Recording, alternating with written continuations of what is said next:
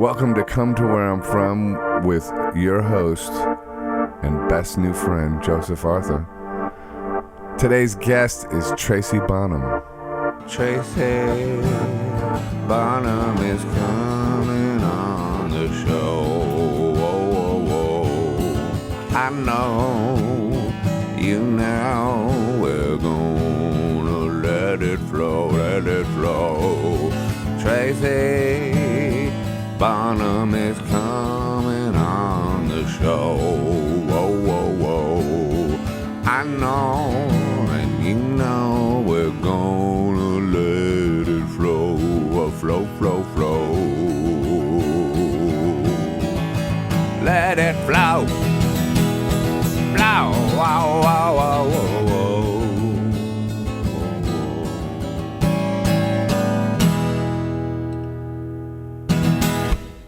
Appreciate you coming on. Of course. Thank you for having me. You're welcome. I was about to say some people pleaser you turned out to be. So what? I said some people pleaser you turned out to be. Absolutely. Because you're late. Okay. But it was a joke. I don't mind that you're late. But I was going to make a joke about that because I have that same... You have a late thing? No, I don't. But I have a people-pleasing thing. Yeah. So wait, if you show up on time, that means you're A people pleaser. pleasing? Well, no, it just means you're responsible. No, it means, yeah, but if you show up late, it means you're not a people pleaser. So actually, right, I know maybe what you it's mean. I was making a joke though. It's a good joke. It's a good conversation. Apparently not. I thought it might be a funny way to start the conversation. It's okay. I just feel like actually the people pleaser in me was really unhappy getting here late. Right, that's what I mean. So now I'm just conflicted. Yeah, well, don't be. Okay. It's all good. But I have that got nothing same. going on. Okay. Well, that's not true. But I have that same personality. I guess it's a flaw. Yeah. Maybe. People pleasing. It definitely can be deadly. People pleasing. Can be At its darkest. torture. But I've realized something. Are we on? Because this is good. Yeah. Oh, good. Of course. I'm like this. We just eased into it. Yeah. I realized that I'm actually not a people pleaser, but I'm avoiding disappointing people. I think there's a difference. What's the difference? Well, I don't want to. I don't really care if somebody likes me or not. I mean, I think I used to when I was younger, but then I realized the reason why I'm shuffling around and trying to, make other people okay is because I'm avoiding disappointing them. Is there a difference? I don't know. Maybe there's not a difference. I had it really good the other day. Now it Yeah. doesn't. Yeah. I'm avoiding hurting, disappointing, upsetting. That's not the same as pleasing. Right. I'm not going out of my way Why to please not? people. Because It's you semantics. just don't want to disappoint them. They're not necessarily going to be happy with you. They're just not going to be disappointed. Yeah. I'll Yeah. do anything Well, that- yeah. to not have someone disappointed in Well, me. well, then that gets into people pleasing. When you say I'll do anything, because it's when you prioritize the way somebody else feels rather than how you feel. There we go. That's really the Okay, crux. and then that's it. That's the umbrella and everything. That is. I think That's you're right. codependency. Like when you care more about Tell what me. the way somebody else feels, or as Oh. opposed to the way you feel. That is my MO. Well, I've worked Yeah. incredibly hard these last 3 Yeah, years at really. rectifying that. Good. I'm Yeah. with you, but I'm a little behind you.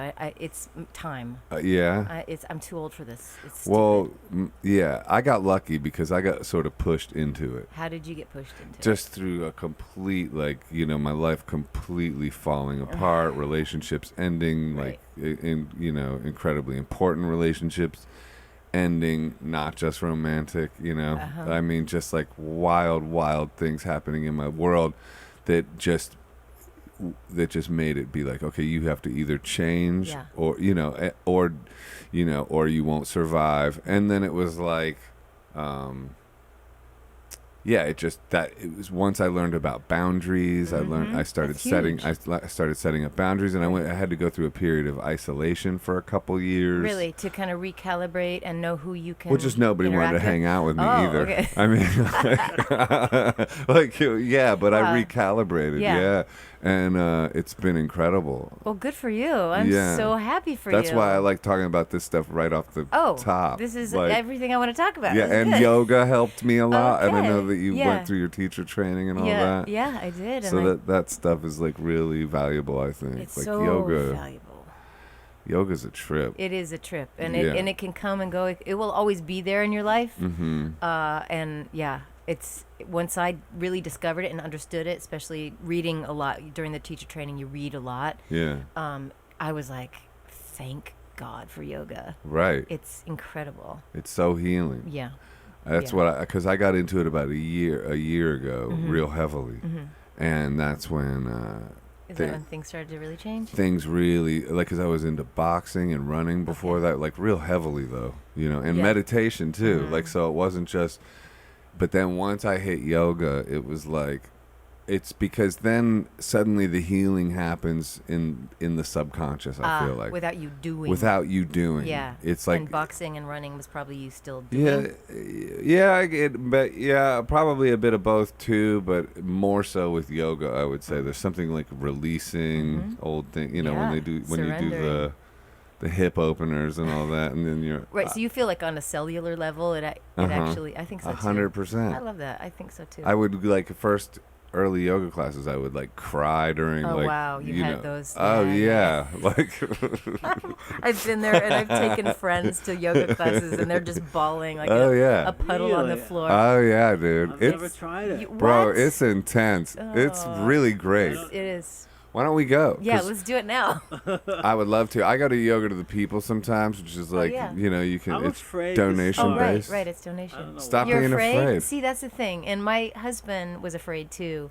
Because maybe you have a little bit of a block. Like, what's going to happen? You don't know what's going to Or I'm happen. skeptic. What's going to open up? Oh, yeah. Skeptic about what? About just the whole. You know what it Yeah. is? Like, look at it then. Like, anything people are skeptical about, I just go, okay, that's fair enough. But just think of it as stretching. Right. There you go. It's stretching then. I mean, I love it. It's only yoga. Like, that's yeah, something. it's only yoga. That's something I think about now when I'm practicing. Yeah. Like, if I'm like not doing something perfect or this or that, I'm like, in my head, I just go, it's only yoga, dude. It's like when you're a kid. Like when I was running today, I was like running through the grass in the rain. And it's like it's just reminiscent of being a kid. It's like if that's you can nice. rediscover that stuff Yeah. and that wonder of life, it's still Innocence. so. It's still available to you. Yeah, it is. It And it's really is. available to you through these like physical practices. Right, right. You know? Because you're doing like, I think it's what? The body, the mind, and the spirit, and you're doing all, yoga Yeah. means the union of all that stuff.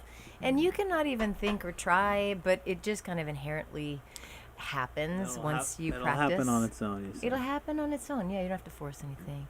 Yeah. It's a beautiful thing. But you got all these things required some form, like kind of I feel like a relentless form of discipline There's that too. to like really get the gold out of them. Like, Yeah, you can't just dip in and out. I don't think so. I mean, you can't. Like I said, it's available for you. You but can, but you don't get the benefits. you don't get the hardcore Right. thing, like, unless you're just like dedicated to Yeah. it. And I Yeah. feel like the dedication is motivated by trauma. Well, that's a cool subject. Yeah. Dedication is motivated by trauma. Well, change Yeah. definitely happens because of like someone's like growth from pain. Yeah. So I like that. Like trauma Yeah. motivates your dedication. Yeah. Do Yeah. you think it's the possible need for change then? to change without trauma? Ooh, that's a good question. I think maybe slowly, but not drastically. I think that if Yeah. you have trauma or pain and you want out of that pain, if Yeah. you're aware enough to want it out of that pain, Yeah. then you're going to make the dedication to change. Yeah. Yeah. But if you're just kind of like not, If you're comfortable. you're very complacent, then you won't change so drastically or so Right. quickly. If you got a comfortable house and a bunch of TV series you like to watch. Is that you? I'm not just- that, but yeah. what you said I feel is true. Yes, because like I'm comfortable with the pain, and I'm not Comfortable I'm with not. the pain. You- Ehud, I think we need to talk to you for a second. You're starting to like want to shift though. Yeah, I'm starting. Are you? Yeah. Yeah. But Feeling a I'm not couple- motivated enough. Yeah. But that's also something Something you, will happen. but also words are powerful, and if you keep saying things like that, yeah. it's so much like we're programming our own mind. So if you stop saying I'm not motivated enough, because you're gonna- giving yeah. yourself that message, and that's cutting yourself off at the knees too. So just Goes back to the skepticism and everything. Yeah, Start- and now you're making your story like MO. I'm a skeptic. I'm a skeptic. Look at I'm me, not motivated Yeah. enough. This is my You know, story. that's who You're I like am. wearing a sandwich We board. identify, or like, yeah, we create ourselves Yeah. in this life. Ah, This is I awesome. agree. Do you listen to Abraham Hicks? Oh fuck Oh yeah! my god, all the time. Are It you was, like, on my what, YouTube. so what do you got in your vortex Oh my right now? Well, the vortex isn't it a little cheesy, right? Well, I mean, look, yo, I got angel cards. Okay. You're with a hippie right now, by the way. Like, you know, great. This is so my speed. yeah, exactly. I'm so happy. No, we're gonna pick angel abundance cards. Oh yes. We're gonna pick life purpose I love cards. This. This We're is so, gonna oh, pick yeah. motivation manifesto cards. Oh, this is my favorite book. I would normally have it in my purse. Oh, this is a book? Oh yeah, it's a book. I didn't know that. I just got Yeah, the cards. this guy Brendan Burchard. Those are good. is- Those are good. Oh yeah? Yeah.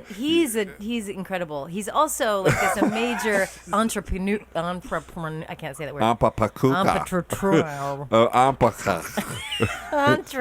You- Entrepreneur. We had Todd Barry on, and he goes, "You actually paid for those?" What did he get them for free? No, you I just paid did it- for him, he's but a he was. skeptic. Yeah, but it was. He's a great comic. It was funny. Okay. It was funny as Okay. hell. But anyway, what were you Okay. saying? I you don't were about, know. You were about saying about an ampapreneur. Oh yeah, Brendan Burchard is Yeah. an entrepreneur, Yeah. and he wrote that book, and I didn't know who he was, and I was reading the book, and it looks like a Bible. It's got like the gold leaf Yeah, thing. this is very. And I loved the biblical. book. I lost it. I bought another one. I carried it around with me. And then I kind of followed him, and I realized he's also like a major businessman guy. But I don't care. Like That's I thought he was okay. gonna have So like a that's- long beard. that's and part of- Probably his merch. yes, But see, it's all his merch, and that's fine. I don't mind that. His message is clear. I don't mind like people making a buck. Yeah. I like No, I think it's fine. in my I went through the dark night of the soul, and I almost lost my ability to make art. I Wow. almost lost my ability to have a home. Really? Oh man. Shit. So I did not. I'm way far away from that now, though. I'm Okay. full of abundance Good and for you. full. Oh yeah, manifesting tons of it. now. Really? But yeah, actively going for Okay. it too, like Yeah. to some degree. You know, Yeah. not like in any kind of hardcore way, but Yeah. just like. Well, it's you okay know, to be but abundant. it's and okay. It's okay to make money. Exactly, And and you got to heal your relationships with money and with like and that whole artist myth that that Right. we grew up with in the '90s while we were putting it, and it's part of your story too Right, because right, you right. wanted your second record to be not this pop thing. Yeah. Whereas the kids nowadays, they're into like being as big as possible and pop up. When we were in the '90s, Yeah. it was like, oh, let's just We need we to be don't try. artists. We're artists, and we're Yeah. almost gonna die from heroin. Exactly. And that's what legitimizes us. Right. We don't want to look like we're trying. Right. And the business is like the Yeah. evil side. Yeah. And we're the artists. And yeah. I don't agree with that. I don't anymore. I don't agree with Yeah, that. it was a struggle back because we were young, and the business was huge, Yeah. and it wanted a piece of us. And Kurt Cobain was so kick-ass, and he Right. had that pose, but also, by the Yeah. way, he was making gazillions of I know, dollars. So right? it's It like, was like a walking conflict, Yeah. contradiction. yeah. So Totally. interesting. I'm happy for you. This is awesome. Yeah, thank you. Yeah. I'm happy. I'm happy that you're here. You Yeah. want to Yes. pick one of these? It's Okay. still, it says it is quotes pulled. I didn't from know his- that. Quotes from the book. Okay, from great. the Let's New see if York I Times remember. bestseller. It's that one. Ooh, and this one fell 9. out of the deck. I don't know Okay. if this is Yeah, what does that possible. mean? That might be for you. Okay, this one's for me since Okay. you said that. Okay, so what do we do? I'm going to read this. Here you go. Yeah, I you heard you get one could. too. Yeah, you could read. Usually So- read them on helium, but you don't have to. Oh, can I? Yeah. I want to. Oh my God, that's I'm awesome. game. I'm game. All right. There's helium here? Yeah, there's helium. Yeah. Fun. Yeah. Okay. We have masks too. If you want to put on a mask, you can. Maybe. Right there, that one. Let's keep- dear. that could go for later. Okay, one thing at a time? It's up to okay, you, I'll Tracy. see when I feel that. Yeah, okay. if you feel it. Ready for this. Wow, I'm 14 again. By the way, too, I guess Mm-hmm. helium's on a shortage, so every really? time we do this, somebody's not getting an MRI. Oh, is that what I thought you were going to say not getting a Is birthday helium balloon. using So- MRIs? Yeah, apparently. I didn't know that. So sorry to the people. Sorry. Sorry that somebody's gonna die because we're doing this. wouldn't say they would die. It's a joke. It's a joke. Okay, here we go. I haven't done this in a long time. The 9 declarations. That's good. It doesn't last long enough. I know though. it That's the doesn't. only I know it is a I got problem. refills. I got Okay, refills. I did again. Okay. I had no idea this was going to be so much fun. Okay, meet life with full presence and power. Reclaim your agenda. Defeat your demons. So fun. Oh my God, I want to do this all the time. Here, you want more? Yeah. Give me more. Is it bad for you? Yeah, we got to be somewhat careful, I think. But I think you're still okay. I need to finish the thing. Finish the thing. Okay, Here you go. ended at Hooter. defeat your demons. Okay. Advance with abandon. Practice joy and gratitude. Do not break integrity. Amplify love. Inspire. I'm dizzy. Yeah, be careful. Inspire man. greatness and slow time. Wow. That's pretty good. Are you okay? Fun. Yeah, I'm good. I'm dizzy now. Yeah, no more. Okay, no more. We're cutting you off now. I don't. This is fun. Though. Yeah, it is fun. God. I'm gonna do Okay. it. Yeah. The great joys in life come when we are spontaneous and authentic, while engaging in activities we care about. And the great miseries come when You're trying. Don't try. when too many days stack up where we are conforming and posing while doing things we have no passion for. That is good advice. It's interesting. Your voice still is so low, and then you have. Hello. Wow. I've recovered it. Yeah, it seems like he's faking it. Yeah, it but seems like he's that's- faking I it. really wasn't. I took a huge gulp of it. That's Okay. why. All right. Yeah. There you go. Ehud, what do you want to say? We must be conscious and responsible for our beliefs and behaviors if we are ever to be free. Skeptic. I heard it.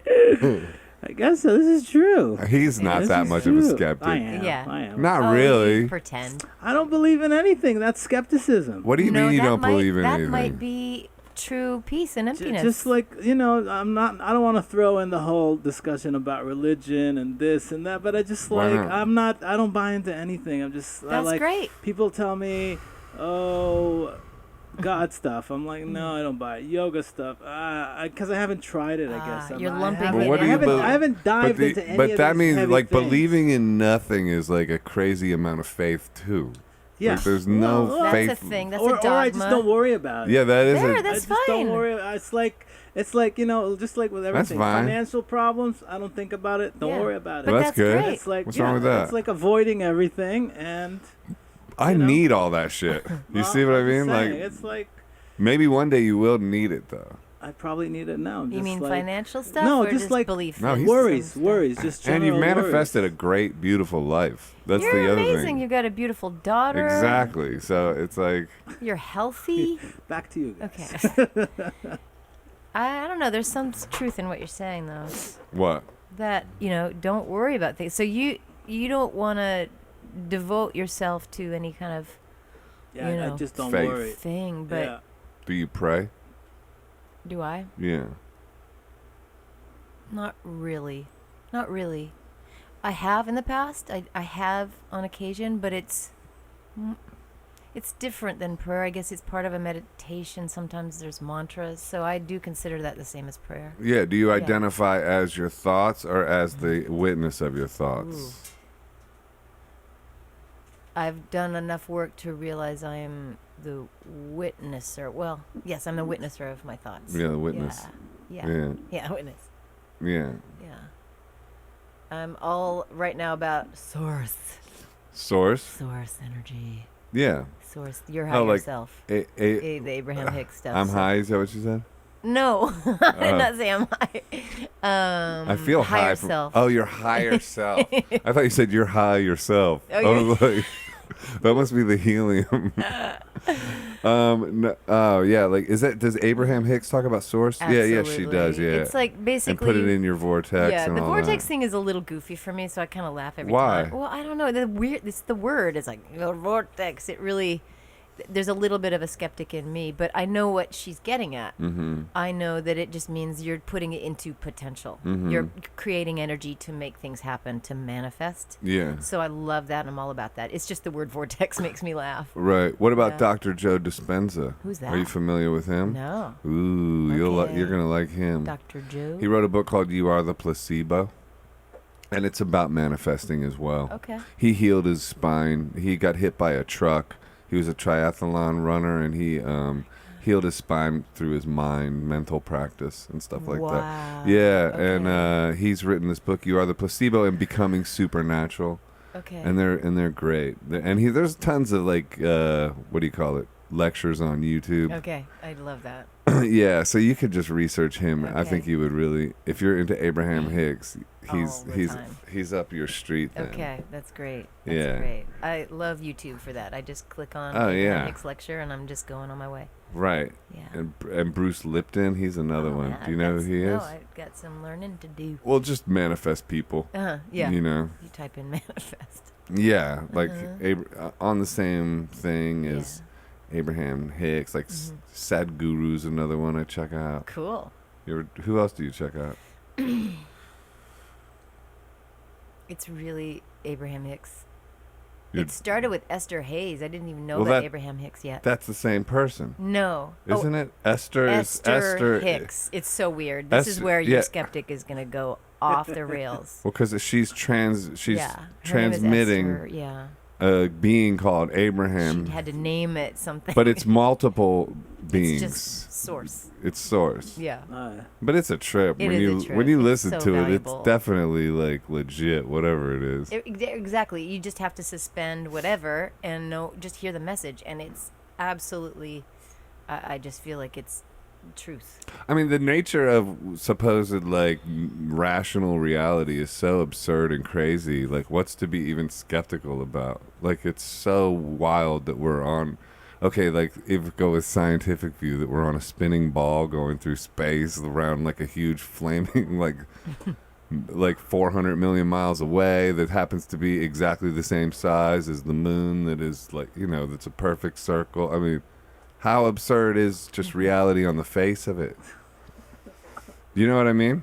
No. No. You don't, I like it. you don't think that's absurd? I don't think about those things. So it's like it doesn't it never affect you. crosses my mind. Really. It never crosses Really? your It's mind. like I see the moon. You don't lay I'm awake like, and go, cool. It's like It's the moon, whatever. whatever. There it is. It's not my problem. But It's see, not this is my why he's problem. gonna live to be like older than he's gonna be 120 because he doesn't like I don't know. You don't put any kind of negativity or any kind of I don't know. I don't know. Just walk around.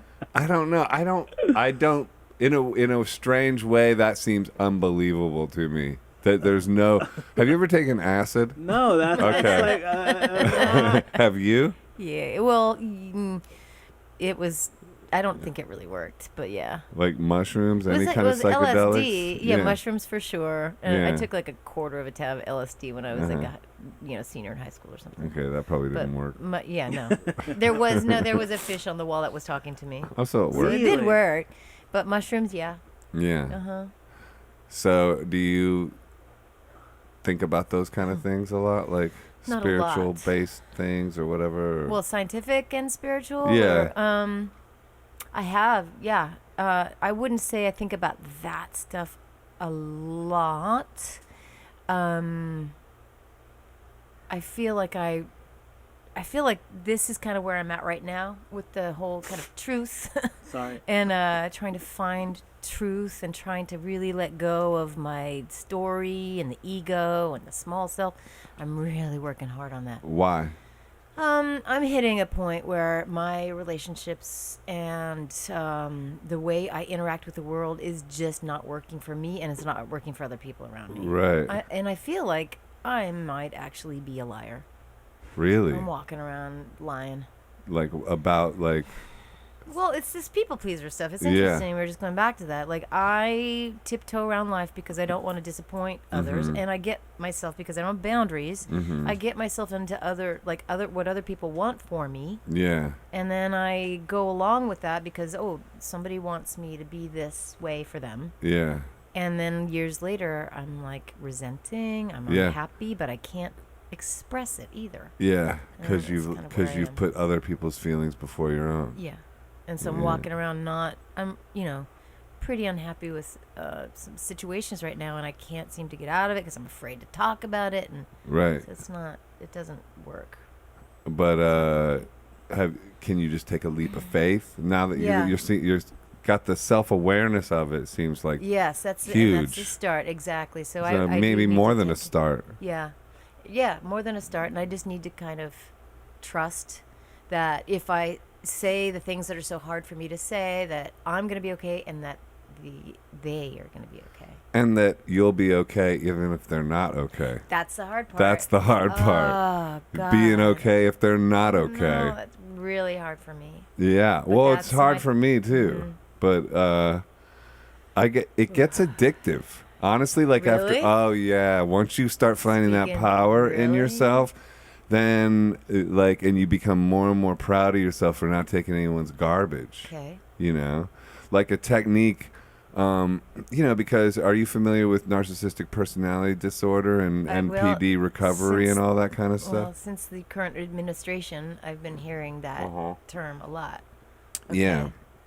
Well, there's, a lot of people are out there that don't have their own hopes and dreams, and so they utilize energy, like other people's energy, and the way they get that is by crossing boundaries and doing things, especially people that have weak boundaries and are people pleasers become magnets for people that have narcissistic personality disorder, and they get abused by those people, and they never defend themselves because they're afraid to. Totally. And then so you find yourself being like this adult person that's still dealing with being bullied, basically. In a way, yeah. Yeah, and That's not being able to interesting. defend yourself on the playground, but just like on the playground, once you finally kick the bully in the nuts, you realize it's not as hard as you thought it was. Okay, this is really good. I mean, I'm not dealing with the bully necessarily, but there are similarities. There Yeah. are times, and this is something that I just recently experienced, and it goes back to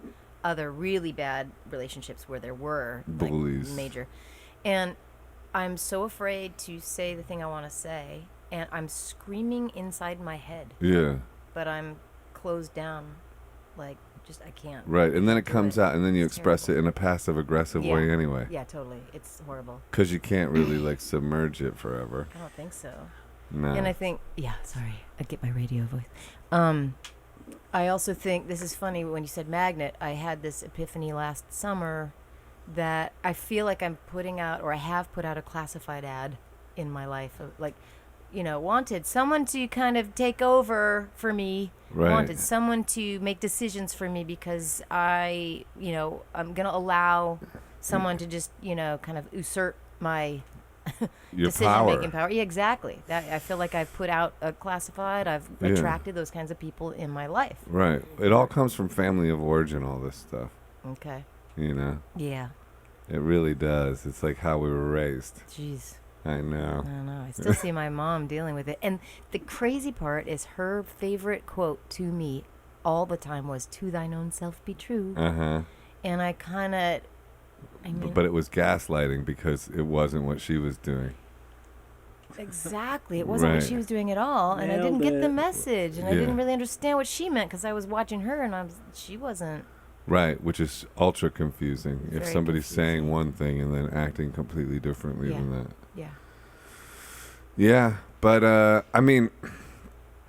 again, YouTube's a great resource for things like setting boundaries and all those kind of things if you're having those issues. Yeah. It's like because also if you try to do you go to therapy or anything like that? I have been therapized Yeah. so much. I mean, Yeah. oh my God. I don't believe in it. I That's mean, another Yeah, I'm thing not sure I believe in it skeptical anymore. of. No. Yeah. Oh, I am now too. I'm What- skeptical now. but- unbelievable if somebody's like a therapeutic genius, but I think that's Uh-huh. you have about as much chance to find that as you do at finding a songwriting genius or anything else. It's like it's rare. It's not going to Uh-huh. be like every therapist you go to, and a lot of them Right. can do more harm than good. I And think, yeah. most of them don't know anything about narcissistic personality disorder or recovering from it or anything like Mm-hmm. that. So So why do you bring the narcissistic, say it again? narcissistic personality disorder. So, Because that's how I frame things. It's like there's empaths and then there's narcissists, and they, the ones that sort of overwhelm the relationships tend to be the narcs, yeah. and then the empaths tend to be like the people ones that get- pleasers. Yeah.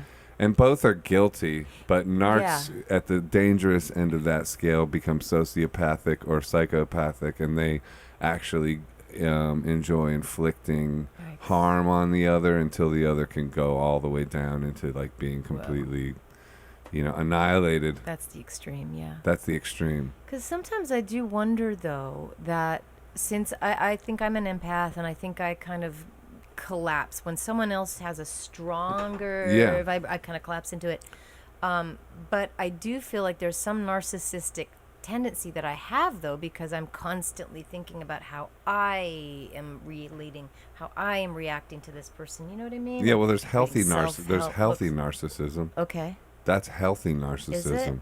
Okay. I would reading self-help books and constantly. Yeah, but trying to heal yourself and there's healthy narcissism. Unhealthy narcissism is when you're trying to harm others. Okay. That's the way I frame it. Mm-hmm.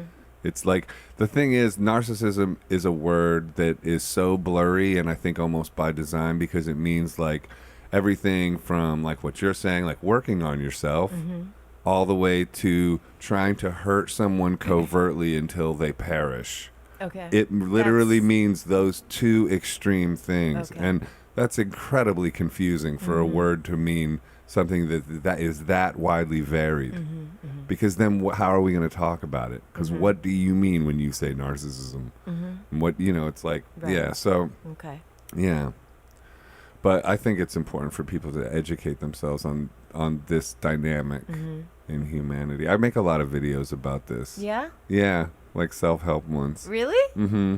You mean not in your songs, but in... No, like actually like talking to a camera and putting on really? Instagram TV. No and like, way. Yeah, I do it all the time. Okay, I gotta Yeah, check follow that me out. on Instagram. I think I do, but Joseph like _Arthur, yeah. Okay. Uh-huh. Wow, this is cool. Yeah. I was writing songs, and I have all these song titles that go along with like the Abraham Hicks stuff about. There was one image of the cork being on the water, and you try to push it down, and it's basically the cork is, I guess it would be truth or your source, but you try to push it down, your ego, you try to whatever, and then it keeps popping up. So that idea was going to turn into a song, and then I was like, I want to be the Abraham Hicks of songwriting. That's a great idea. Yeah, but then I didn't write that song. But you still living.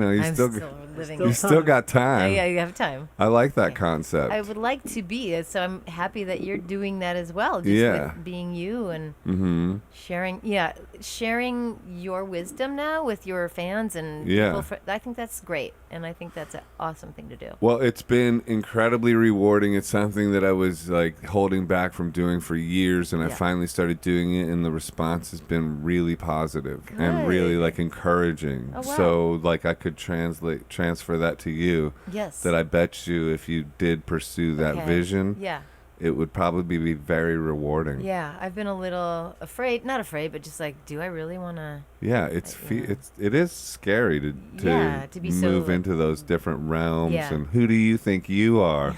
Like, what do you know? You know, vulnerable, and exposing yourself to that's the strangers. good. That's the good stuff.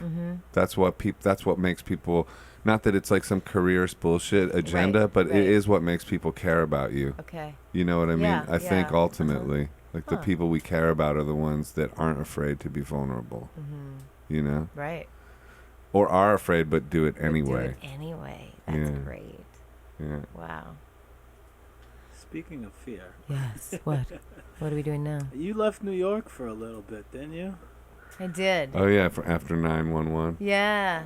Why was that? Okay.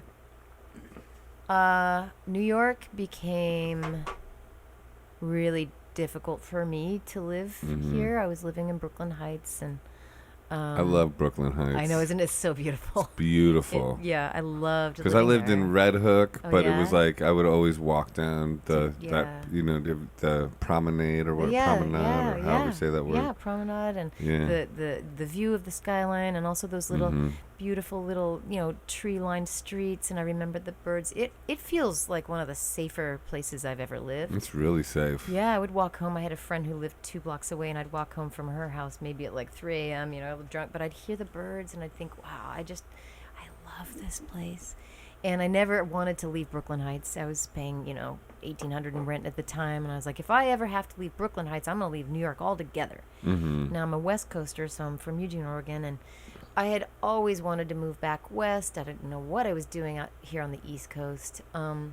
What did happened? music bring you out here? Yeah, I came to Berkeley in Boston. School of Music. Yeah, I didn't like that. What did you study there? I met did- a Berkeley person yesterday. You did? Yeah. I have a real conflicted thing about Berkeley, but I transferred from University of Southern California where I was playing classical violin, so I was in the conservatory type of atmosphere, and then I wanted to sing because singing is just more fun and it's what my passion. So I went to sing at Berkeley, but the thing is, they may have changed this at the time, but they wouldn't let me choose a major.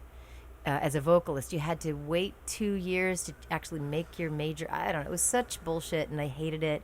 And I didn't really learn much because I already think I had a lot. Mm-hmm.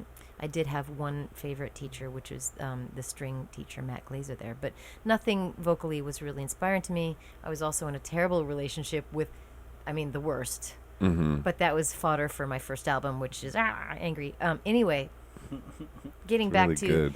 Then I stayed That in worked Boston out for a for while. you. It worked out. That one, Yeah, yeah. that was right. That worked out. I really felt that. Oh, Yeah, you could tell. oh my God, I You had a could lot tell. to get out. So you were in Berkeley when your first album? Where were you when your No, first then I album came to came New out? York. So wait, yes, You dropped out of I Berkeley. dropped out of Berkeley after a year. I stayed in Boston for another 10 years. Ouch. I know. What the and fuck? I didn't like it I there. know, Boston. I mean, no and- offense, Boston. I know, no offense. I don't 10 wanna- years. Oh my God. And it was always probably because some guy, I stayed because really? of whatever. And I always wanted to move back west, but I stayed. Mm-hmm. So I don't know what I was doing. I wasn't in control of my life.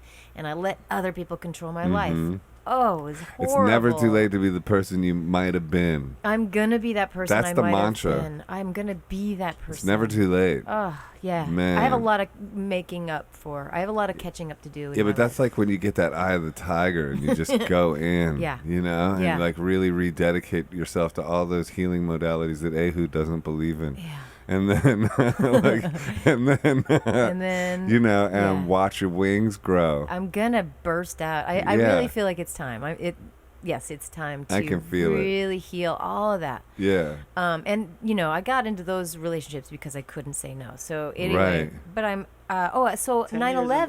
Boston. Yeah, 10 years in Boston. I moved to New York City, and I'm sorry, Boston, What but year is this again, this is now 98. So my album came out in 96. People did not want to see me succeed in Boston because they got it's a tall poppy syndrome, I think, where one poppy grows taller. Mm-hmm. Boop, not having it, and a lot of people were jealous and angry. That happens in life too, Yeah. regardless of Boston. Like, The, you know, Yeah. Especially in Boston. But especially in Boston or other places where there's a small kind of, I don't know. but back to provincial- he's trying to make it a history lesson. Joking. I want to mean, I want to talk. don't know anything. My dad's from Boston. I want to talk Okay. to self help. I want to still. You want to go back to self-help. I want to go back to self help. Let us go back to self help. All right. Okay. You have my blessing. All right. Thanks, Ehud. No, because back to Yeah. that thing about the tall poppy Okay. thing. Yeah. It's like we make these agreements, unconscious agreements with people that we won't find our true power, that we won't we won't grow that we and won't expand. individuate, that we won't Okay. become wealthy, for instance, that we you have to release those ties and Yeah. and Right. they're in there, they're subconscious. Okay. It's like and they're working on you all the time. And the way there's a great tool to release them called Ho'oponopono. Okay. Is that a mantra? It's a mantra. Ho'oponopono. Ho'oponopono. Okay. Yeah. You want to do it? Yeah, let's do Okay. it. Ehud And hates who do you have to this. do it to? You're Okay. I do this on every podcast. Oh, good. Okay, good. Joe. You want to sing it with me? Yeah. And it's going to release everything. What it does is it allows you to live out of inspiration rather than I can't believe this is happening. This is so perfect. it allows you to live out of inspiration Okay. rather than memory. Yeah. Ehud's trying to take us into memory. Don't. I'm trying to take us into The inspiration.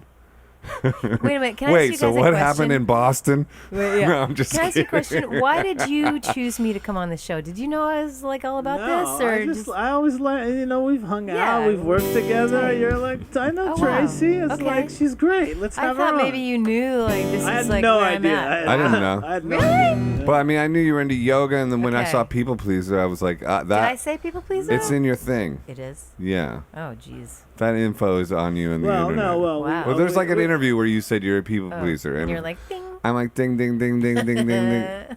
This isn't. I love you. I'm sorry. Oops. I love you. I'm sorry. Please forgive me. Thank you.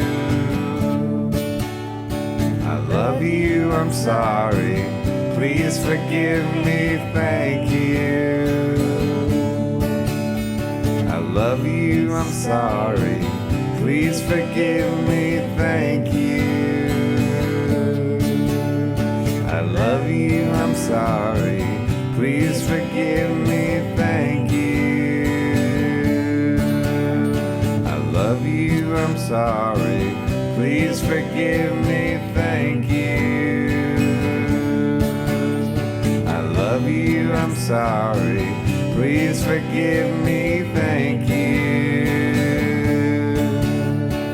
Love you. You're like, when are we gonna keep What are we gonna do? Yeah, no, it is. Boop-a-boop-a. Well, the thing is like you can use it as a mantra. I have like I can send them to you. Like there's ones on YouTube, and what you do is you just put them in your headphones and you go running with them on for like an hour.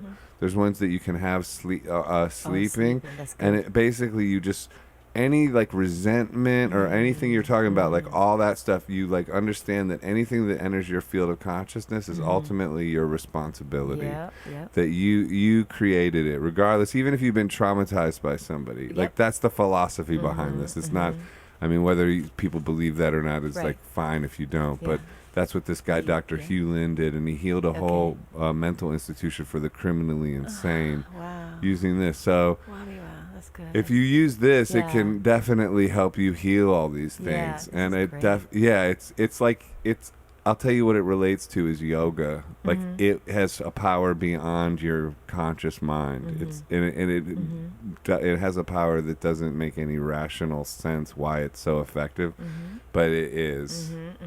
So like This is good. I highly recommend that. I love it. I Yeah. think this is really great. I'm about to teach a vocal camp for young Yeah. people, and I want to do things like this. You know, I have to kind of gauge sometimes whether Well, kids something are like ready. that. I love you. I'm sorry. Please forgive me. Thank you. Yeah, like the Like- benefits that they might not even be aware of. Oh, Like, I but it's just beautiful wanna- though. Yeah, Like that. Talk about a Encourage that. great song to like teach them and sing with kids. yeah, I mean, yeah. like because it just those words are so powerful and it Yeah. clears this thing. So you like started teaching I through did. through your you have a son, right? I have a son who is From 8, Ethiopia. Ethiopia, Yeah. which also this stuff would be huge. He is amazing and bright and Yeah. funny and charming, but he has a lot of stuff. Resentment and anger and probably He it, will it, deal with it this in his life. It just clears it. It Yeah. just does. It's Yeah. like Yeah, yeah. but that like to know, you know, of course he's gonna have to overcome stuff on his own. As a mom, you want to fix it, but you can't. Mm-hmm.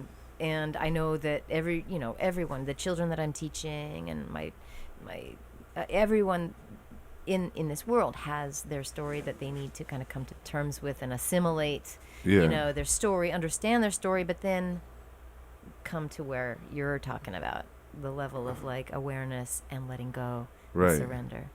But I think music is, for me, it's the only thing I really know or I'm only good at. So Yeah. that's going to be my tool to help children, to help my son, to help all the people around me. That's cool. What's the name of the camp? Well, the camp, I'm teaching various camps. Right now it's up in Woodstock. It's the Rock Academy. For anyone who wants to. Yeah, in Woodstock, New York, July 8th through the 11th. It's the Rock Academy. It used to be called the Paul Green Rock Academy. Now it's Rock Academy. And you developed like a game to help them, like Twister for music. Oh, yeah. Wow, you have gone deep. I don't know where you get this stuff. We have our people on the Jesus. streets. Good, Shout out to Craig. Yeah. Aw.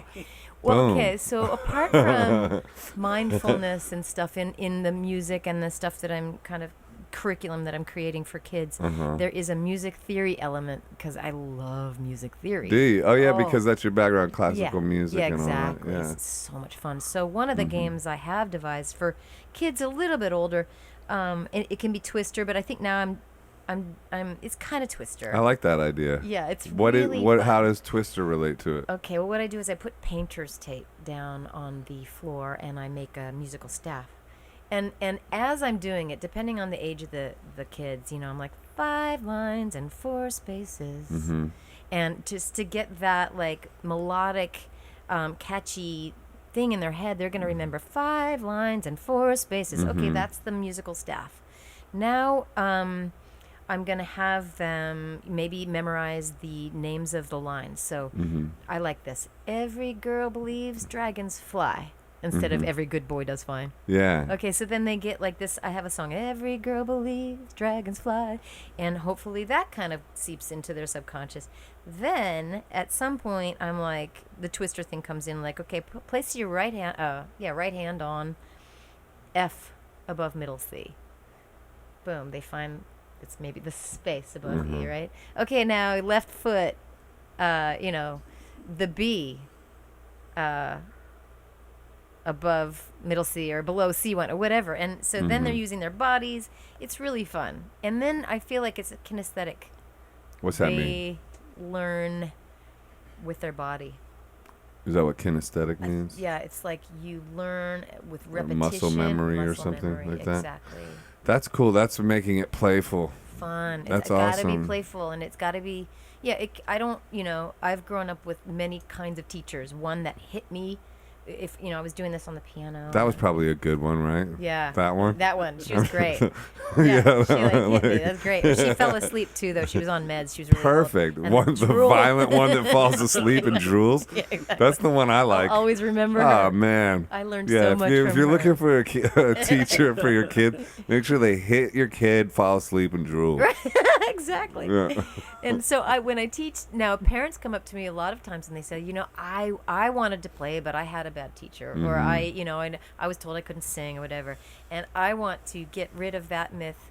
And it goes into what we're talking about, how you grow up with certain things, maybe beliefs that come from the exterior world, Mhm. And parents, you- teachers. right. It starts becoming your story. Oh, And you I can't forgive sing. them too, and let them go Let too. them That's the go. thing, because Right. you say that prayer, and you're saying it to them. You're also imagining them saying it to you, because Love they it. ain't gonna ever say it to you. Probably some of them. Like I'm not. But you know, give them the but- power and well, the and you say it trust to and- God, and you say it, and it's God saying it to you, and it's Love just it. you clear. I say it to New York City, and Right, say it sure. to Los Angeles.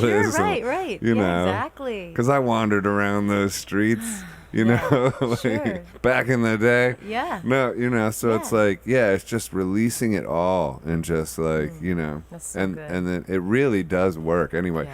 I know it is kind of boring that I keep bringing it up on every podcast, but it's the most effective thing. It because I was on this sort of healing path for 3 years, Okay. and I was really working so hard, I like can see that uh-huh. you've worked so hard. 100% dedicated, and Yep. yet I was up against a glass ceiling Okay. that started to get better when I really got heavy into yoga, but Okay. still, Okay. and then once I found Ho'oponopono, it was like the roof blew off the Really?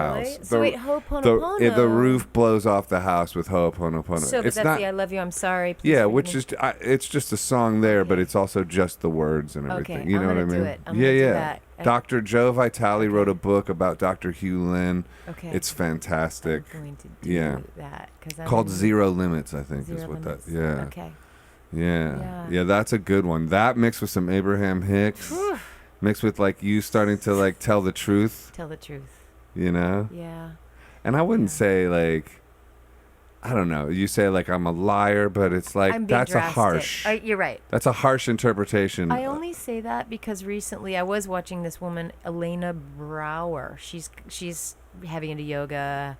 Wasn't heavy she on into- Russell Brand's podcast or something? Maybe, yeah. She's big time now. And Self-helpy. yeah, self-helpy, and when she said that, I guess I'm just influenced by her right now at the moment. She's I- tough love kind of vibes. Not You're a really, liar. Admit no. it. She said it about herself. She Uh, said that she had been holding things in, and so Right. and she even called herself a cheater at one point. But then she's like, I was cheating on myself. So I'm just kind of going for that terminology at the moment, just to kind of maybe shake it up. But Yeah. I'm not beating myself up for it. I'm not Yeah. like, oh, darn, I'm a liar. But I do feel like this topic is big for me right now, where all of those past habits, habitual, and beliefs that I can't speak up, or that I can't speak freely. I am hitting that ceiling right now, and I know, like, I'm aware of it, and it's kind of torture in my body. Yeah. Because I want to just be able to release it, and I know that everyone's going to be okay. Everyone will be okay. And also, you got to remember, you're probably like enabling bad behavior on the other. Like, even if somebody's like, and I'm not saying this is happening to you, but even if somebody's being abusive towards you, and if you're not standing up for yourself, you're in fact enabling their abusive behavior, which is also bad for them. Right, I get you. And it's horrible for you. Right, I get you. So it's like, it is like, it's just that whole thing. Once you start caring more about how you feel about you than how other people feel about you, that's healing. Yeah, that is healing. That's Abraham Hicks says, the thing you should care the most about is how you feel. Yeah, how you feel. Any given moment. That's right. But it's got to be pure feel. It can't, it's got to be from love and from truth and source. In a way, when you enter into this thing of like telling some people the truth, can you say, hey, look, I've been a people pleaser all my life, and I have been holding back my truth, and I have hard truths I need to speak now. Is that a way sounds in? Good, yeah. So it's not coming out of the blue, so it's like there's a little fast explanation as to where's this coming from. And there's never any blame either. Like, I am fully taking responsibility for my part in. That's what Ho'oponopono is all about, there too. We go. Full self-empowerment through full responsibility. Like, okay. That's what's beautiful about it, too. Yeah.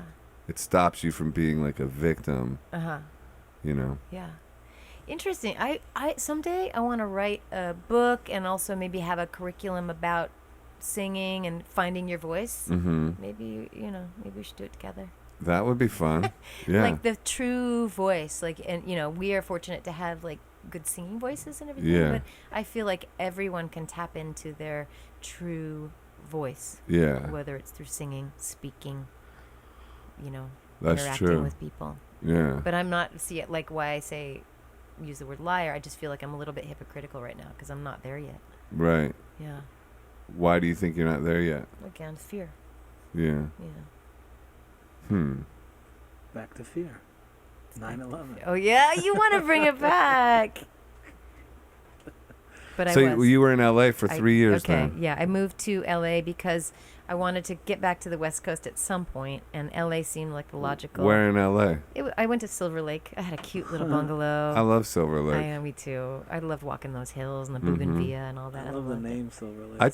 I treat LA like New York. I walk around LA like it's New York. I know, isn't it funny? You're I'm I'm one of those guys. I I'm love like, walking like I do. I love it. I do too. It's long walks in LA, but it's fun too. It's not as fun as New York because New York has that emotion on the streets. And also, New York has. So and the does reason LA, why I but moved different. back is that New York has a spontaneity that you can't really get in LA. Like when you're walking around, you can't just like, oh, I'm gonna hop into this little cafe. Yeah. Ooh, I'm gonna hop, because it's like usually a long distance away, and you can't just.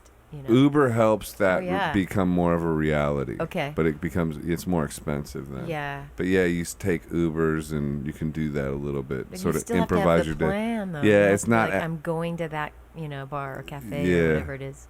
Yeah. It's more difficult. I never felt more lonely in LA. Like, I love the daytime in LA. I'd wake up and, I'd draw the curtains and I'd be like, there's the flowers and the sun and it's another beautiful day. Do all my projects outside, whatever, writing. And I had a little studio space, which was amazing. But then the minute the sun went down, it was like my soul was just, I was so lonely. Why? Did you have a relationship? Or? I had a relationship that fell apart. And I kind of moved. Part of the reason why I moved to LA from New York as well was that I had a relationship percolating. But I also wanted to be there. There was music. There was musicians, plenty of people to play with. It makes sense. Opportunity, yeah. I missed New York, and I found that I was talking about New York with every person I ran into, and they were too, because a lot of them were transplants. And so then I realized I should move back. It's so interesting because on some level, the lifestyle in LA, or like what do you call it when they say, God, I think that helium does burn brain cells. I'm having a hard time thinking. But what's it called? Like, not lifestyle, but life living. When they talk about like quality of life. Yeah, lifestyle. There's a phrase for it. Quality. Nobody's got it. Asking the wrong person. Yeah. I'm following you though. Anyway, yeah. So like, it's driving me nuts. Anyway, lifestyle is so much easier in LA. Sure is. You know, some things are so much easier. Yeah. Oh my God. Like, but there's something about like, and every time I'm out there, I'm tempted to move. I know. But then when I come back to New York just kind of like feels like a playground. You know, so much and even to if you're, you. Even if you're not doing, when you say playground, people would think, oh, like hedonism and this. Right. But even if you're like doing that yoga trip and like up early running, I mean, you know, that type of thing, it's still a playground for like, you know, self-helpy healer type vibes too. True, and I think it's colorful and inspiring, and the people. You know, I just run into people here that are interesting, and I feel bad that I'm going to say the opposite of LA. But like I'd go in and, you know, I'd maybe like buy a bagel or, you know, get a bottle of wine at the liquor store, and I couldn't start up conversation with anyone. And I don't know if that's because of car culture and everyone's just like, don't cross that boundary. But here, you know, I'm fascinated by people. I love people. Yeah. And so there's really interesting people that you can just be in such close proximity to. And there's also more people in every place you go to because that's they don't true. have there's more people in any bodega that you walk in than in some random you're right about that. store you have to drive to in LA. That's true. And so maybe my assessment. There's more interaction. You're right. Well, showbiz makes people defensive too. Because it's either like they're posing that they're somebody, or they think they're somebody, or they are somebody, and so everyone you to think that they're somebody. Or they want you to think they're somebody. So it's a lot of that. So then they're defensive, like you know, or there's more defensiveness and more competitiveness. But I mean, generalizations, like, you know, shout out LA, I love you, you know, I do. But come on, I love LA too. But like, you know, I ain't trying to bash I love LA, visiting but LA. no, LA's the like best for to visit. Chunks of long time, but chunks. I can't. Like I was just there for a couple months, and I had a great time. And if you're working, like if you're recording or whatever, it's the absolute perfect place to be. There's a great yoga studio out there called Urban Exhale. Oh, yeah? Yeah, I believe that's what it's called. Yeah, it's great hot yoga. I honestly think that helium burnt my brain. I'm not doing helium anymore. That was my last Get helium. off the helium. I'm done. Like, because, you know... Urban Exhale, it's a good one. I'm really I'm happy you said that, Ehud, about what? Well, I should maybe lay off that story about there's not colorful people in. That's not true. It's just that you're not going to be near them. Oh yeah, that's not true. I think I'm going to go back on just that. Spread out in New York, everyone's together. Well, there's amazing characters in LA, but there are amazing characters, and I love. But on your long walks, you could culture. walk for miles and bump into one person. You That's walk a true. mile in New York, you pass at least 400 people. Yeah, exactly. And then there's that. That's true. That is not fun sometimes. Like if you're like kind of on the, either like way. if you're feeling depressed or whatever, and you can't get any space. Right. That's hard. Like walking Your around. chance of a random encounter in New York is way higher. Encountering anyone from Jerry Seinfeld to whoever. It's like. Yeah. Just random shit all the time. That's everywhere. true. I miss the self-helpiness of LA. I loved going to the beach and meditating and just, you know, going to yoga and getting like a smoothie. You got Coney Island? You could do that in the parks here, though. Oh my God, I've gone really? to Coney Island. Really? To the beach with I Coney, do not. I feel like those beaches aren't real. It's a Those are beach. not There's beaches. sand. Yeah. I just want to ask. So the reason you left, just the 9/11 thing. I'm just curious. Okay, why? Because I'm the exact opposite. You wanted to stay? No. Well, I first. So was 9/11 the actual reason you left? Well, no, but it was a culmination. It was like all of the National Guard on the Brooklyn Bridge and being afraid. I was watching CNN way too much, so the being afraid to check my mailbox because there might be anthrax in there. It was I was being fed the fear factor, and I took it. But I think it was a combination of things. It was like I wanted to be on the West Coast. I had kind of done my time on the East Coast. that was my way into just making that change. So it really wasn't about 9/11. There were other things that had happened in my life. And so I was just kind of walking around just kind of depressed. I wanted to change.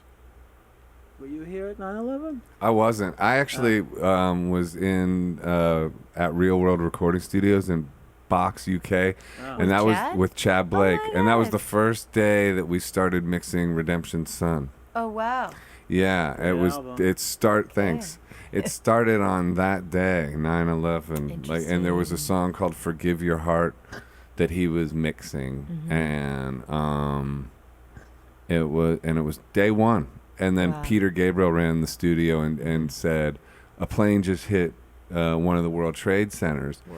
And so I ran into the lounge area and was watching on TV as the second plane went Oh, in, geez, and it you're was just watching like, it? holy fuck. And I was watching it, yeah.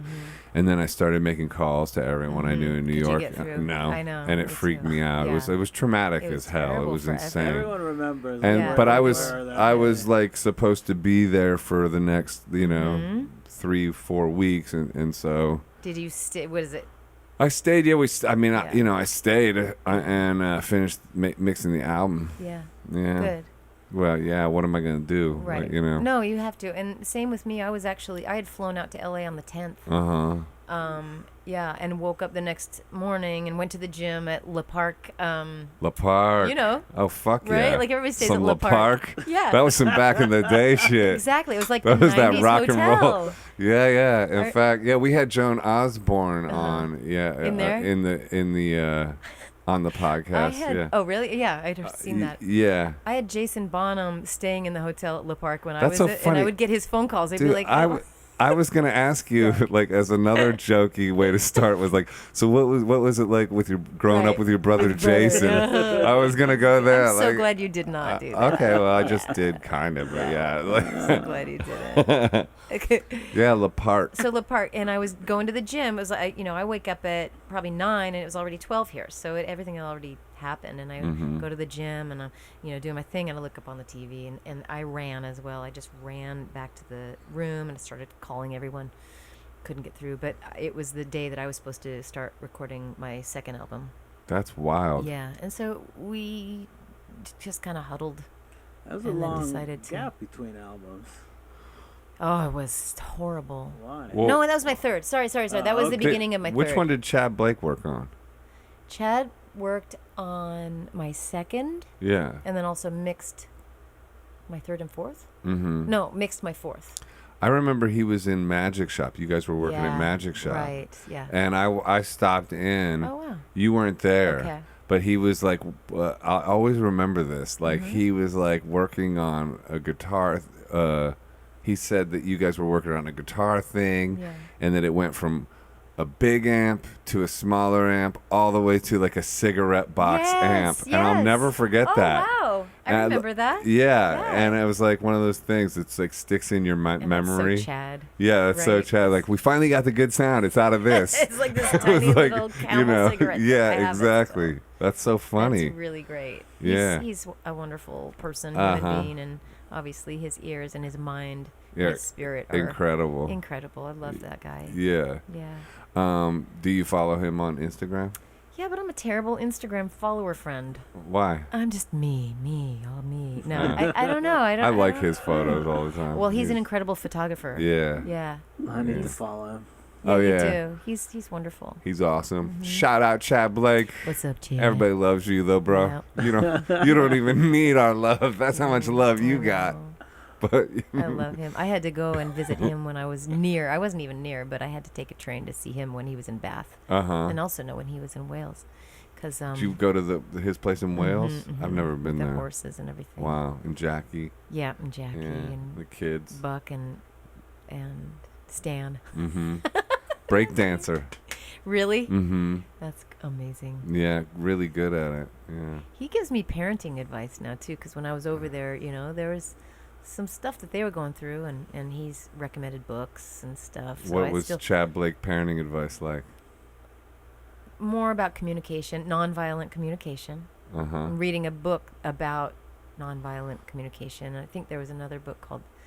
I don't want to say this because it's not about his children or whatever, but he had recommended this book called The Explosive Child, and it's just Mm-hmm. growing up with learning how to talk to your child with respect, Right. without this kind of over dominating kind of thing, but also trying to encourage them to make good decisions, but Yeah. all in a non-violent, communicative way. And how do you go? What's nonviolent communication like? I think it Not raising your voice. I'm trying to figure out a way to talk Right. to Ehud without violence. right. So But it's hard. I think the term can be misleading because it doesn't mean like not hitting your child. It doesn't mean like No, not it's yelling the at your child. tone. Not being Yeah. aggressive. Maybe being inclusive, hearing them first, accepting them.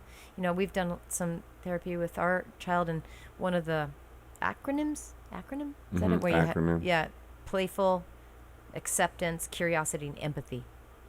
You use those when you're talking to your child, no matter what's happening. If they Playful, are acceptance. freaking out, first you try to connect with them by being playful, making them laugh, which can be Packer. very counterintuitive. Pace. So it's pace. Yeah. And then place, if you want to add love in there. Let's add love. Just add love, place.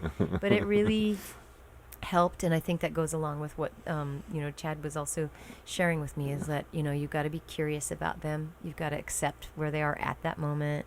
You have to be empathetic. So many you things can't to come think down about. on them. Yeah, Was I it- know. In the It's like, moment, you're when they're okay, on the floor in a puddle, it's hard. hold on. How do I handle this? I bet you're good at that because you don't have any I baggage. sometimes- You're not walking around with anything. Oh, come on. He's not a saint. you're idealizing. Not a You're I idealizing know, Hooter right? now. You're just because like, he doesn't believe in God. no. You're not okay. Okay. I'm not see saying you do he's have not a. buttons. I'm not saying he's not a great guy. He Right. is, but But he ain't walking on water right, over okay, all right. there. So how did that advice work? The Tchad Blake advice? Yeah. Thank you, Chad. Because I admire him as a person, and I Me love too. him as like He's a who I husband wanna and be a when I grow up. father. And, yeah, exactly. You know? Could everyone be like Chad? Yeah. He's just he does his own thing. He's like his own guy. Yeah, he's like he's one of those characters that you always be like, why can't I be as cool as that guy? I know. You know? Yeah, he's on a different plane. I love that. Yeah, he's because I met him for the first time when I went to Real World at this thing called Recording Week, and it was back in 1995. Oh wow.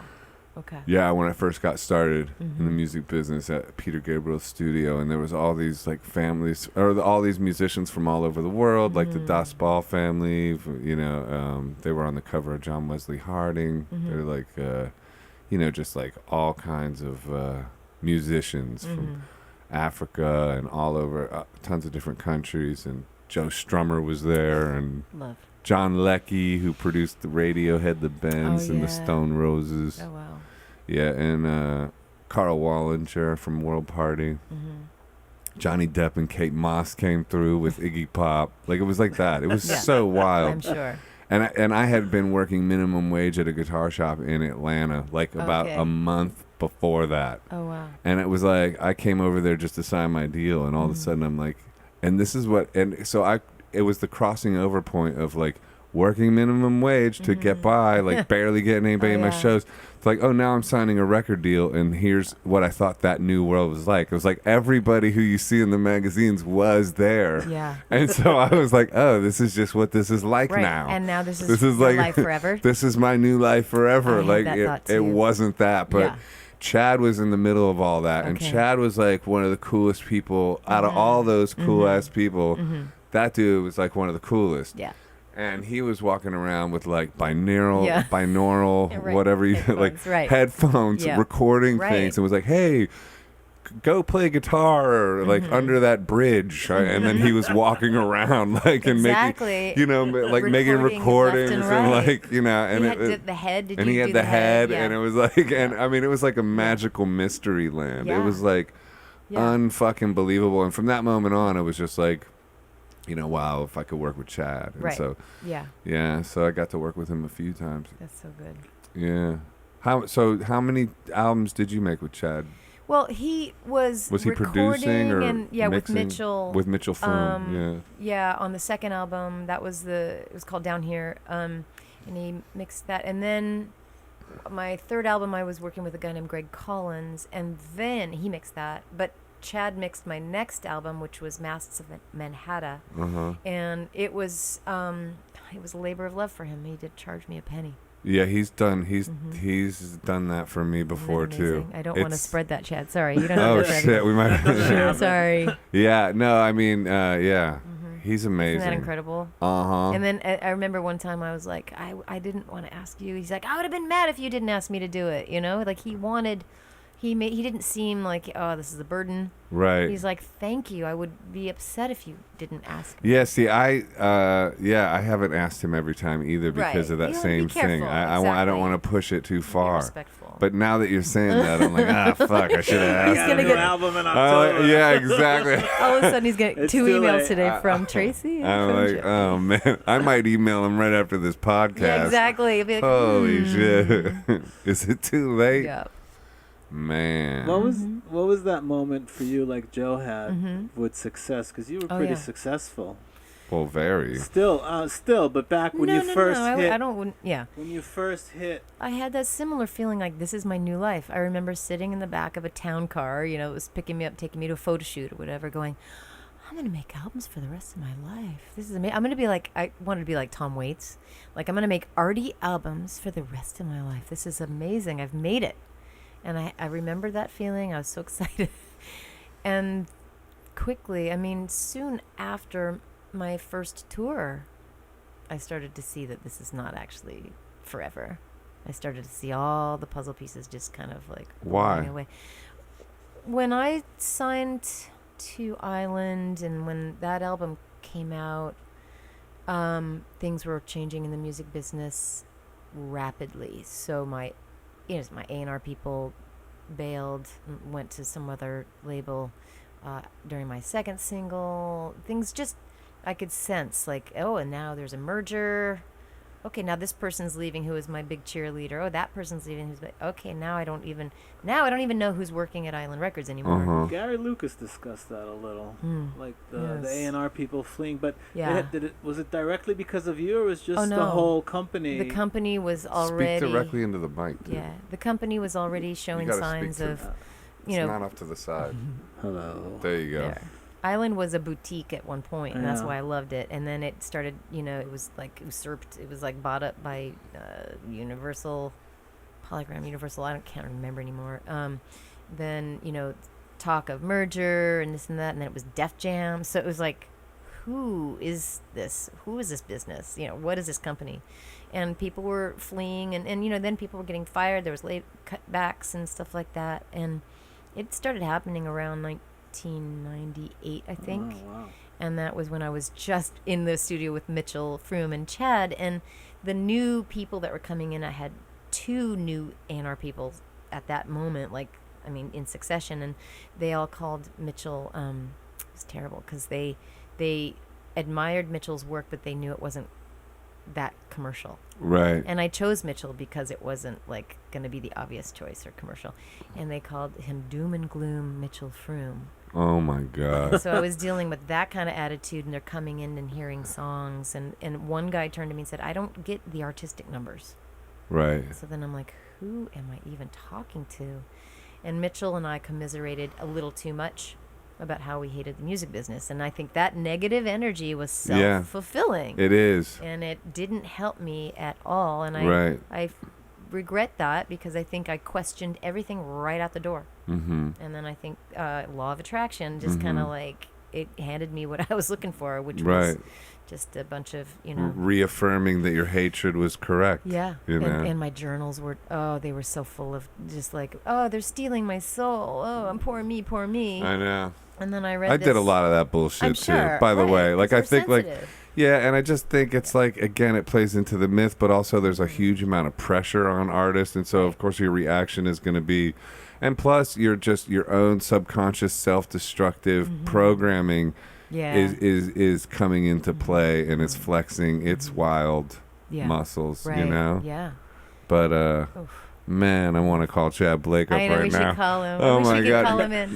What about your fan Yeah. base during that time? Oh yeah, Did you Oh, said you yeah. like are friends with some of your super fans or whatever. Oh, I like- have become friends with super fans. This is Like- amazing. Like, yeah, like I lost a lot of momentum because but also the music business was so different. So 1996, it was a radio hit and it was everywhere and it was MTV. and all global whatever. And then if you wait 4 years, which is what it took for me to put out my next album, those fans, and we didn't have emails yet and, social media yet. Those fans are gone. Yeah. They're onto the new thing. And then the new thing happened to be like, Joseph Arthur. No, Alanis Morissette or well, whatever. no, she was before me, but I'm talking Limp Bizkit. I'm talking now. Yeah. No woman except for Alanis could really withstand any of that shit. It was, Korn, Limp Bizkit, Slipknot. Those were those are the people I was Yeah. competing with for airtime. There's no way. So it was done. So would you rather become someone else or stay you? Stay me. That's a good answer. But you didn't give up. More of me. You didn't give up because I here didn't you give are up. 25 or whatever Something- years With- later. 23 years later. With an inspiration to make be the Abraham Hicks of rock and Right. roll. Well, also I realized that's the song that got super popular, and all my songs are all about me not being able to speak.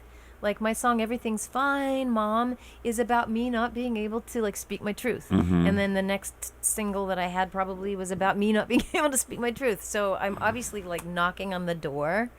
So now I'm gonna become the damn Abraham Hicks of Yeah. songwriting, and I'm gonna speak my truth. With that Mother song, when it goes into that vocal thing where you start belting it Yeah. crazy, how did you get that inspiration, and what was that like in Oh, the studio when okay. you first sort of heard that Oh back? yeah. And, You mean the scream? yeah, the scream, yeah. Well, the scream came out as a joke when I was jamming with my boyfriend, Mm-hmm. and he was playing the drum part, and I hadn't written a chorus yet. So it was I had a fun. It was pre-chorus. fun and funny. Yeah, all of a sudden I started making fun of people like Courtney Love and Uh, stuff. Everybody was screaming at that time. So, I miss you, I love you, diddly do, everything's fine. And I Yeah. started laughing. Yeah, yeah. And I was like, I can't do that. I can't It's do that. great. And that's the moment when I think for any creative person, that's when you realize you should do that. When you think, oh my Yeah. God, I can't. Yeah. That's when you go, no, you got to. And Yeah. so I did.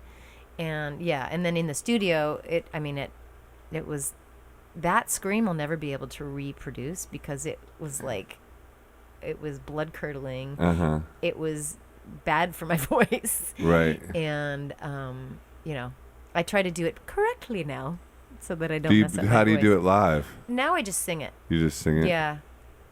Yeah. Okay. This goes with the dragon thing in your Dragon. game for the Oh, kids. yeah.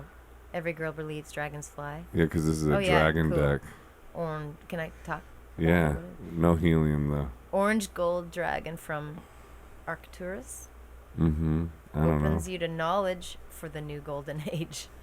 Are you saying I'm I feel old? like I'm in they- my golden years. I feel like all these cards say the same I thing know. about a new golden age. Yeah. As long What as do you you got? Golden Christed dragon brings you higher love so that you embody the Christ light. Ooh, Absorb the Christ light. You are protected. Expand your heart that's good. and remain fifth dimensional. I love Fifth Dimension. What's that mean? I love that band. Oh, yeah. Yeah. Yeah. No, but Christ light. I love that. I can see that. I feel like you're Look embodying at Christ in the flesh. Thank you. I'll take that as a compliment. I guess it's the it. beard. It's weird, but Yeah. yeah. But I just mean you had so many good things to share with Well, humanity, and Thanks. you're tapping into that. That's when you've been locked in that silence and not being your authentic self for years. Mm-hmm. The benefit of that is you finally get so sick of that reality There and you living go. submerged There you go. that you finally say, fuck it. I'd Mhm. rather die than Mm. hold back my voice for one more fucking second. Love this. And then once you get to that point, you're free. Wow. You said that with conviction, Joe. I know. I love it. That was like. I Oh, thanks. Hallelujah. Right now, now. now I'm on board. I I'm want on to board. say that. Yeah, well, was my reality. Yeah. It was all that isolation and not being true and being Yeah. silent, which was has motivated me to finally. You just get to a point where you would just okay, I'd rather die than to not be able to look at my own self with any kind of respect. Mm-hmm. You know, Yeah. and then You know, what's nice is you do, like, the people will support you. You will be supported. You know? It's really just you against you. Yeah, exactly. And then once you, because everyone's fighting that same battle. That's the thing. Mm-hmm. Like, so when we see other people overcome their own limitations, it's like, it's a relief to us and it's inspiring. And then you get supported and then you feel loved, and you feel loved in your authentic self. And then you become encouraged and you can become so much more brave. Yeah. I love it. I Okay, guess, what's yours? Mine is the perfect card for the skeptic in all of us. Crystal Yellow Dragon. Open your higher learning and wisdom. Expand your crown chakra for illumination. Walk the higher spiritual path. There it is. There you go. Nailed It's it. waiting for you. Nailed it. Yeah. Better than the yellow Atlantean, whatever dragon I keep getting. I know. I keep pulling the same card. On Mother, Yeah. I remember I did a seller session with you a couple yeah. years ago, Right. and you rewrote some of the lyrics to that. Oh, yes, I did. Why'd you do that? Okay. It was approaching 20 years after Mother had come out, and now I'm a mother, and at first I wanted to write a song about, like, as if I was calling my mom to say how hard it is to be a mother. I just wanted to modernize it. Then Isn't Trump in the new version too? Yeah. because then Really? it became. Yeah.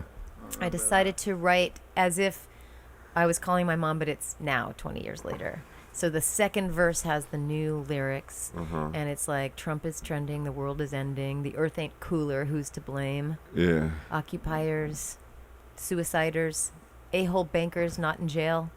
The world ain't safer, but I got my vapor. Still your daughter, still the same. And so now I sing that, and I also sing it slower. It's more 12/8. It's a blues. Yeah. Andrew Sherman playing Is that the him? incredible organ. Shout out to Andrew Sherman. What's up, Andrew? Just had lunch Ken with him Rich too. yesterday. Oh, really? I haven't seen Yeah. those guys in a Oh while. my God. Yeah, you guys made a great album together. That's true. Our shadows will remain. Yeah. Shout out to those guys. Ken Rich, Andrew Sherman. That's right. Very talented. Great, Super. crew. great fucking Yep. line, by the way. What she just said? What's the line?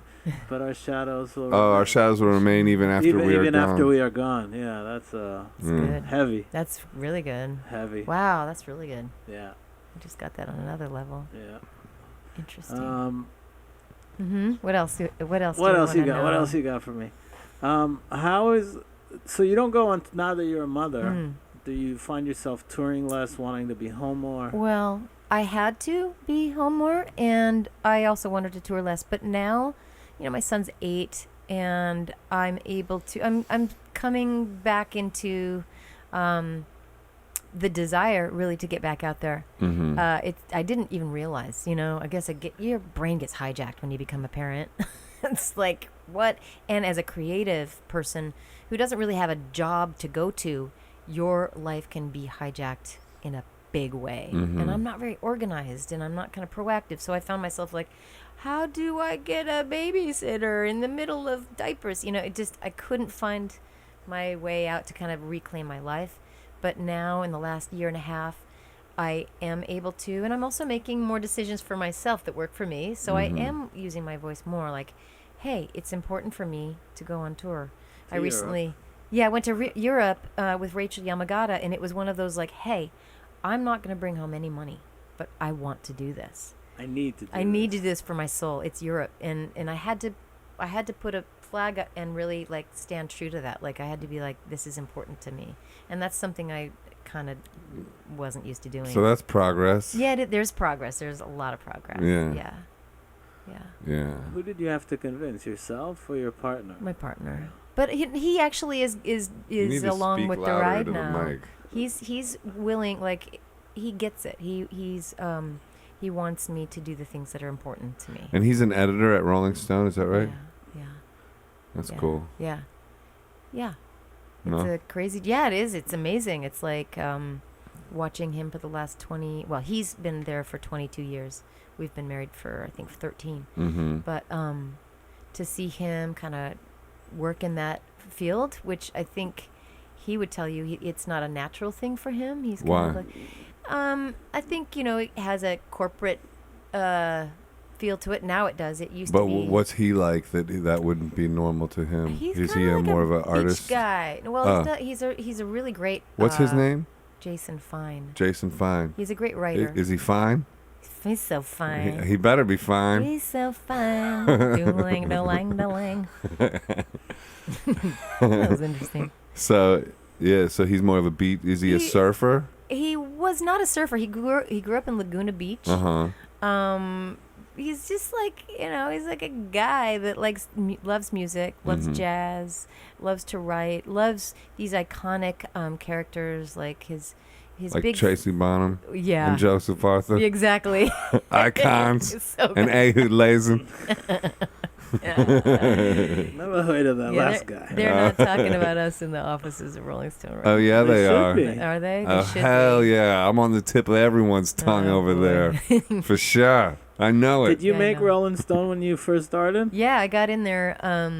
First it was like the random notes, and then I got like a big feature like in 1996, basically. And your last album was like one of the top 50 of the year. Oh yeah, that's right. It was Yeah, one of the top and it was a 50, remake yeah. of your first album, but like Thank you. reinterpretations. Exactly, and that's where that where'd that revamp- idea come from?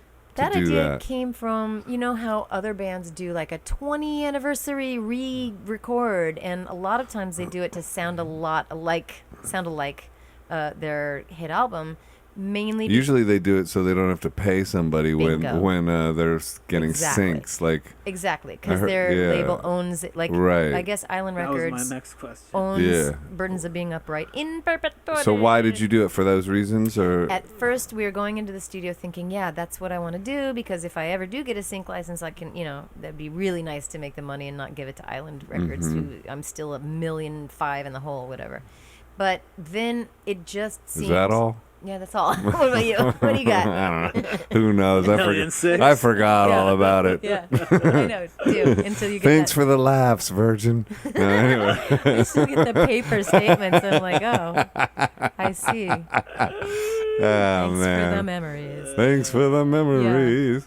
But I did when I went into the studio to do that. It was like, this is boring. This song's already been recorded, and it's fine the way it is. And then it was really fun because I could I was with this guy named John Lachevsky, and he's like, let's just reimagine it, and anything goes. And because those songs had already I been love in it. I love that. existence, That right there is so fun when It's somebody so says, freeing. let's get free now. And then it's Yeah. like that. Therein lies like the crux of creativity. Totally. It was It's like so just liberating. letting go of being attached to results Yes, and just letting it flow. totally. And then it's Now, like if super it was fun. new songs, though, I wouldn't have been that free, because I'm like, it hasn't been released in the world, and they have to come out in a certain way. But because it had already kind of done its thing, Mm-hmm. like, woo, let's blow it out. Let's do a ballad when it used to be a crazy rocker. Mm-hmm. Things like that. It was so much fun. That is You're fun. right. Creativity should really be more free. It should be like that, Ideally. ideally. Yeah. I know. Ideally, it is. I just want Tchad Blake to mix my new shiz. I still can't stop thinking of it. Because I do it's like, anyway. So let's see. Let me ask you one more question, and we better wrap Yeah. it up, because we got another podcast I coming gotta in. pick up my son. Yes, Yeah. we based this around child drop off. Childcare. I dropped off my Right. daughter, and she has to pick up her son. Yep. So Thank you. Okay, well, what would you do? I don't want to ask that question. If you only had 24 hours to live, No, nah, let's not fuck do that. Yeah. What do you say to God? Okay, if you could eliminate one thing from your daily routine, what would it be?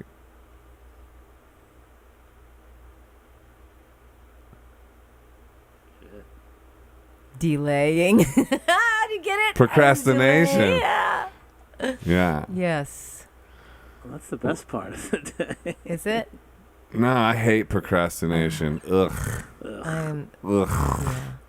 Procrastination. There. No. You know what? If you read this guy's book, Brendan Burchard, The Entrepreneur, Yeah. he talks all about procrastination. It's like one of the What does he say about not it? good. No, it's terrible. good. It's like it means that you're not somehow you're not taking care of yourself on some Taking level. action. Yeah. You need to take action. But you need to manage your state in order to take the proper action. That's True. the big flip for me is I like I like wake up with, you got to reinvent your mind every day. Yeah. And you have to like really Reprogram. manage your state. Yeah. And that's what things like Ho'oponopono and meditation and all that kind of stuff are for. And like daily, like running, getting your state. Yes. Like today, like this was early, but I still got up at like 7 a.m. and went on like a 5-mile run. Good job. Because it's like I just want to be here. I want to be present, and it's like I make sure I had a good breakfast. I had a huge, You're really taking care. That's huge, great. yeah. And the thing is it's like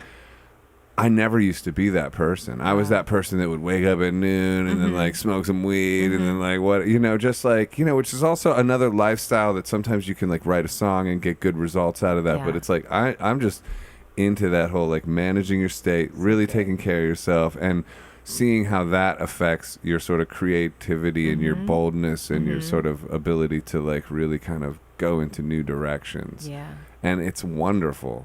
It is wonderful. Yeah. It is a discipline, like you said earlier. It is, but it's also like discipline is freedom. Yes. Because like when you really like measure, okay, what are my other options? My other options are to lay here and get depressed and just start thinking and that's a choice. obsessive thoughts and like negativity and stress and wallowing. And it's like once you've done that for 40-something years, it's like I'm so fucking bored of that. I can't even tell you. I hear you. It's the other thing I was saying before. It's like when you would rather die than do that for one more fucking minute. Wow. Like that's where you got to get to that place. And it's like I'm at that place. So it's like to me like pushing myself a little bit to like go on a run. People are like, oh wow, you're disciplined. It's like not really. It's just the alternative sucks. Okay, that's great. You know what I mean? I like to think of it as a garden, and if you don't weed every day, You got to do it every day. it really has to happen. Yeah. Yeah, it's like I boxed too, and I was seeing one of the trainers yesterday in the gym. I was like at the back of his sweatshirt it said, "Not one day, every day." Wow. I like that. There you go. Yeah. Yeah, that's good. I have a question for you. Okay. What's with the Old Soul Studios Oh, t-shirt I'm glad that you I asked. recognize? You know Oh, Old yeah, I Soul? love You know Kenny? I record up there, especially with the piano. I love him and his studio. Yeah, he's a spirit for sure. Yeah, I've made he's some amazing. music, and he sent me this T-shirt. Oh, I need one. Yeah, well, Kenny, send our friend Tracy a damn T-shirt, Kenny, brah. give me a t-shirt. Shout out Come to on. Kenny. We've worked And together. Old Soul I'll Studios. take one too, extra Ehud large. wants one. And by the way, too, support us on Patreon. Patreon.com. Patreon.com/come to where I'm from. And by the way, too, my friend Kenny sent me this T-shirt, Old Soul Studios. Kenny. And you see what I'm doing? I'm wearing it on the podcast. Hint, hint, everyone else out there with T-shirts. Hello. Go ahead and send me T-shirts at Coney Island Baby in New York City. Care of Joseph Arthur. Care of Joseph Arthur. You can find the address, and maybe I'll wear it on the podcast. Right? Boom. Ching. Ka-ching. I'm going to become a T-shirt king. Wow. You're going to be an Insta influencer. That's what we're going for. Are you? Well, yeah, man. I want a platform. I want to like spread the love, spread the joy, and That's good. and be able to like share ideas. It's fun. Yeah.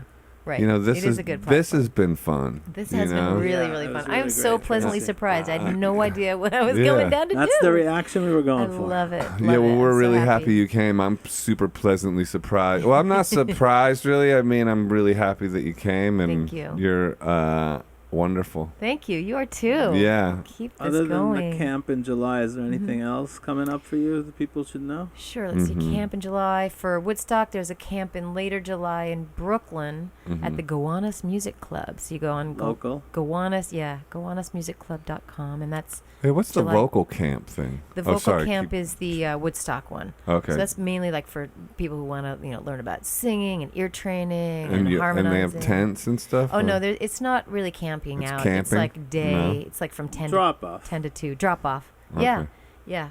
I cut you off on the July What thing, was though. that? What were Oh you? yeah, July the second to last week of July, which would be like starting on Monday the 23rd or something, is the Gowanus Music Club rock camp. So this is like rock. Nice. In Gowanus, Brooklyn. Then I'm teaching at Interlochen Arts Academy in Michigan the following week. Wow. Interlochen kicked me out, by the way, when I was going to camp. So I'm going to go back there, and I am going to spread love. That's and a good. forgive them. I'm gonna forgive them for kicking me out. How upon that shit. I Upon love you. I'm I'm gonna sorry. be Please all forgive me. upon. Thank you. All over that I shit. love you. I'm sorry. Please forgive me and thank you. And that's a wrap, y'all. Boom. Thank you, Tracy Bonham. Thank you, everybody. Thank you. Joseph and Ehud. Peace. That was fun. That was so fun. My God, I learned so much. Will you? I need the upon. Nailed it. Nailed it.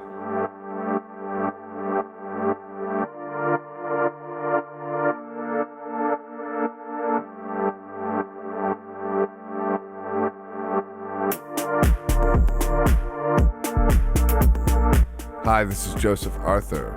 Thanks for checking out Come to Where I'm From. Patreon.com/Come to Where I'm From. We are an independent podcast, and any contributions you can make are greatly appreciated.